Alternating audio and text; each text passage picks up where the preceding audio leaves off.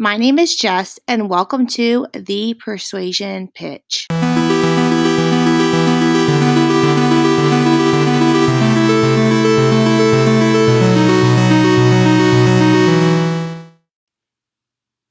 hope that everyone had a wonderful weekend. And before I get into this episode, I am going to put out a disclaimer that this is not for children. So if you have kids in the room, now's the time to either stop this recording and play it later or go into another room.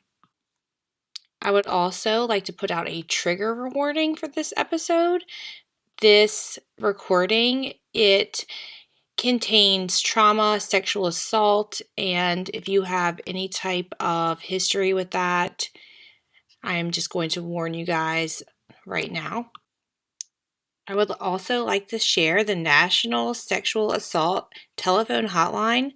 You can reach them at 1-800-656-HOPE. That's 1-800-656-4673. I put out a post asking for individuals to send me their MLM horror stories or just their MLM stories in general, and I received an email. It reads, "Hi Jess, I have a nasty story you might be interested in. It deals with my time I suffered with Lyme life back in 2015 to 2017 and the reasons why I ultimately left. I was lured there initially because I was disillusioned with the garbage over at Unique, and one of the black status reps fled. As I looked her up, I saw she was heading up a brand new company, Lyme Life, and I was one of the super early people whom were told directly by her that we would become directors and do unbelievably well. I was directly under her until she used the shady practice of moving me under her bestie, whom she poached from Unique. This became a colossal failure, as there was suddenly no direction, no team meetings, no inspiration, no incentive, just an expectation to do our part and make quotas so that blank, my new upline, would keep her leg on the table and she would earn her share of the wealth. In the meantime, I was busting my ass and quickly earned about $15,000 in sales in the first 3 months. I recruited my 3 downline, and one morning I woke up and found 6 people moved under me. 6. I quickly discovered, as I had access to their accounts, that they were all in default. All of them. And owed Lyme Life their monthly internet fees and membership dues. I was expected to harass these 6 ladies, who actually had moved on to another company, into paying what they owed to Lyme Life, and became active again, so that I would have an actual downline of 9 women. I was furious. I am not customer service. I was not told this, mind you. I incidentally reached out to each one and was rudely attacked and advised that they had in fact quit. None of their accounts were ever closed, and I looked like a literal bitch. I felt awful. In the meantime, I was hosting a professional WordPress blog, which was costing me $400 a year. The same IP addresses were coming from 2 different locations in California. There was a specific business called blank also hitting my site, yet I was getting no inquiries, and no one was buying anything. Shortly thereafter, in May 2017, a man who spelled his name in Russian attempted to friend me on Facebook, and I blocked him, thinking nothing of it. Then shortly thereafter, I was friended on Instagram by an account, blank, who had multiple pictures of himself with celebrities. I thought I was going to have an opportunity to do some local makeup artistry. That was not going to be the case. Over about a week, this individual began grooming me and sent me D-pics and masturbation videos. Unfortunately, I opened them, but in the meantime, I was also Googling his nickname and discovered that he used blank, which is the same name, extensively all over the internet for years. His Spotify account produced a hit showing that he was in fact the person I blocked on Facebook. As I discovered that he was also married, I saved all of his messages and reported him to Instagram. They did an investigation of his account and shut it down permanently for pornography and harassment. I have extensive screenshots and everything, but the image is saved to a cloud. So this individual, they have everything saved, like the IP addresses, everything. So I created a blog page with a password, found his wife on LinkedIn, and sent her the information. I should also mention that I discovered that he was looking at my LinkedIn profile.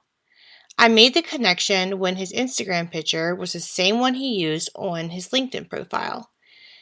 In LinkedIn, he had a regular name, James, and was located in the San Francisco area and worked at that blank location, the business that was in the same area, and they also had one closer to her, which is a business that proofreads papers for companies and other places. I'm changing some things to make sure no one is plagiarizing.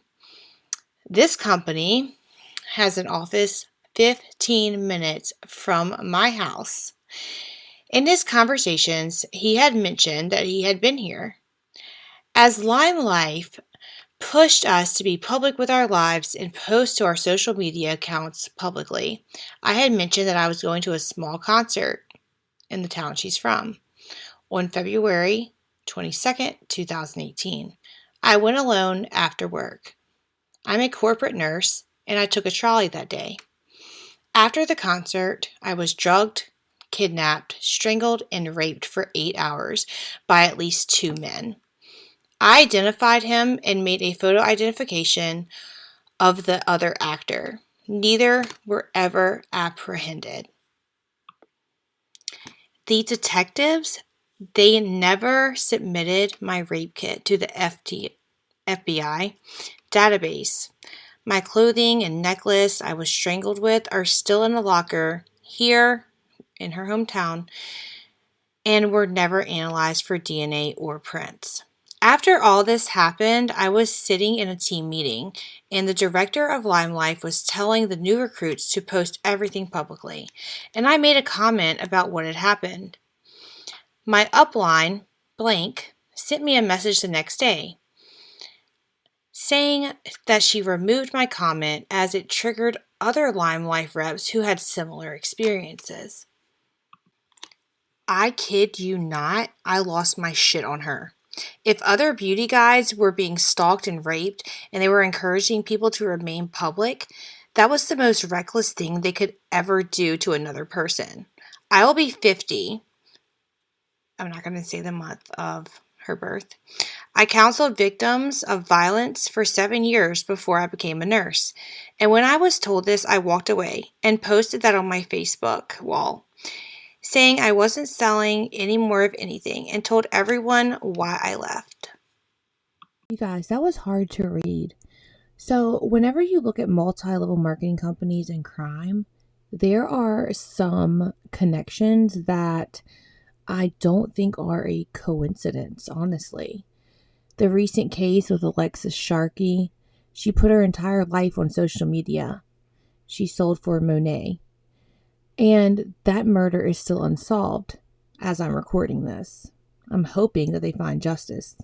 She did not deserve that at all. I mean, no one deserves to have their life taken from them or be assaulted or hurt in any way, no matter what their life choices are or, whether they sell for an MLM or not. But she definitely was an influencer, a social media influencer, and she put everything on social media. I mean, people knew where she was going and what she was doing, and it does not justify anything at all. Then we look at the Shanann Watts and Chris Watts case. It is so sad. I mean, it's unspeakable what he did.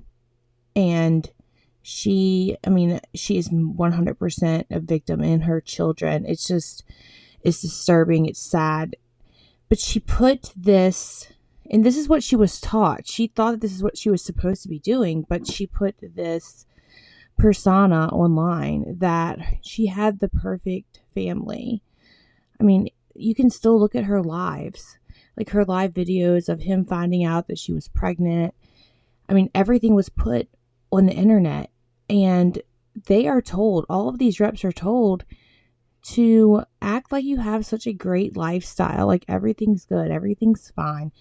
I mean, most of them put, they're making all of this money and they have a great life and beautiful homes.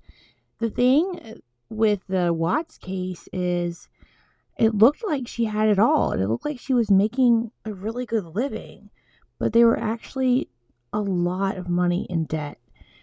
So there's so many connections with multi-level marketing companies and putting your life online. Then you look at Chris Watts and Shanann Watts. It's just so sad. It is just, I cannot even imagine what was going on in his mind. It's awful. And, she, had online that they had this great life. It looked like a great life.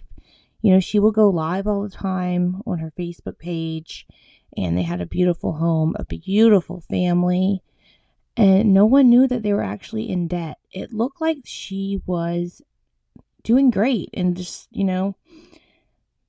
for lack of a better word, thriving in this company. And, they are told to put on this fake persona, fake it till you make it. And that's what these reps are told to do. The case with Paul Bernardo and Carla Halmica. So Paul was in Amway, and you know how they give you like those tapes to listen to? Like back then it was tapes of motivational speakers, how to get rich, you want this great life. And, he became obsessed with these audio recordings. And, oh man, there is something sick about this individual. Like, it's so disturbing. Anyway, so yeah, he was a salesman for Amway, rep, whatever you want to call him. And so he grew up in Toronto, and whenever he was younger, he was 9 years old, his father actually molested his sister, who was 9. And they were a middle-class family. Whenever he was 16 years old, his mom told him that he was actually conceived whenever she had an affair. He would call his mom a whore, all this type of thing. So this case is, I don't know if you guys listening have followed this case or heard of this case or, but it's really, really deep. It's dark. It's disgusting. It's sad. It's, oh my gosh, it's unexplainable. It's absolutely unexplainable.